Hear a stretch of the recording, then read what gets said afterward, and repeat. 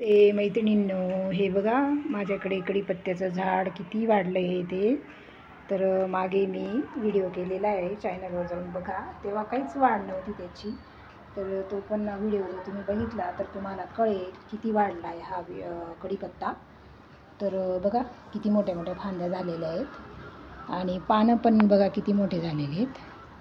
तर असा जर कढीपत्ता आपल्या घरचा असला तर मग वापरायला आपल्याला किती आनंद येईल. तर किती अनेक प्रकारच्या फांद्या पण आलेल्या आहेत बघा. आणि मध्ये मध्ये मी कट पण दिलेला आहे त्याला. बघा इथे कट दिला होता तर ती ही न्यू फांदी आली. तर मग तुम्हाला जसं आता कढीपत्ता जास्त उंच नाही पाहिजे तर मग तुम्ही पण इथे छाटणी करू शकता. इथे कट देऊन द्यायचा. मग तिथे येतात 2 फांद्या. आणि तुम्हाला जर मग उंचच पाहिजे असेल तर मग तुम्ही ठेवू शकता. तर मग तुम्हाला जास्त फांद्या पाहिजे असतील तर मग तुम्ही त्याची छाटणी करायची. तर मागे मी केली होती इथे आणि इथे पण खाली केली होती. तर मग त्यानंतर या फांद्या वाढलेल्या आहेत. इथं पण कापलं होतं ते. तर मग इथे पण 2 आले होते बघा. प्रत्येक ठिकाणी 2 आलेले आहेत. आणि पानांचं पण हे वाढलेलं आहे, आकार वाढलेला आहे बघा.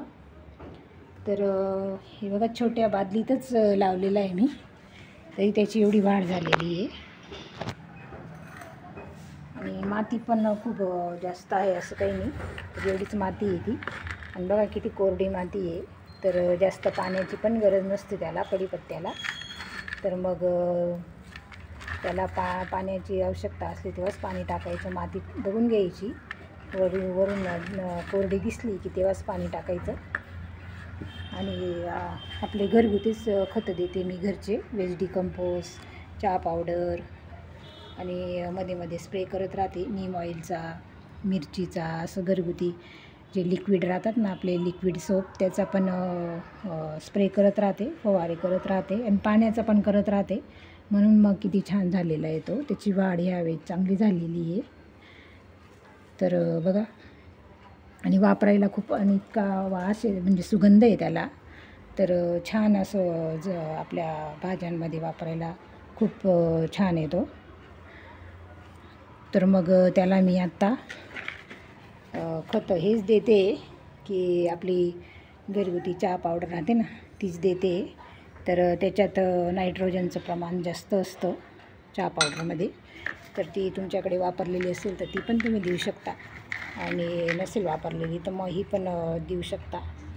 नंतर मग केळाचं साल, संत्रीचं साल, बटाट्याचं साल हे सुकवलेल्या जर पावडरी असतील तुमच्याकडे तर ते पण तुम्ही 2-3 चमचे देऊ शकता.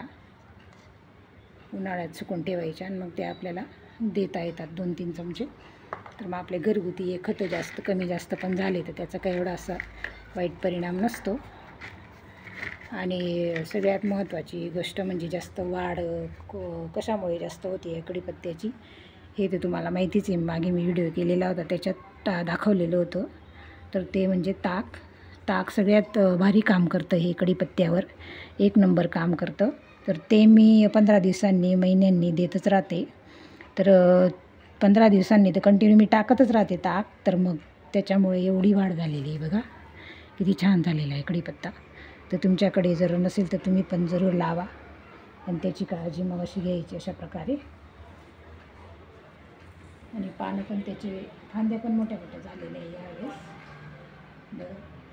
ताकाने पण किती छान वाढ होते त्याची घरगुती. आता आपण त्याचा वापर करतो ना खायला, तर मग त्याच्यामुळे आपल्या घरगुतीच खतं त्याला टाकायचे.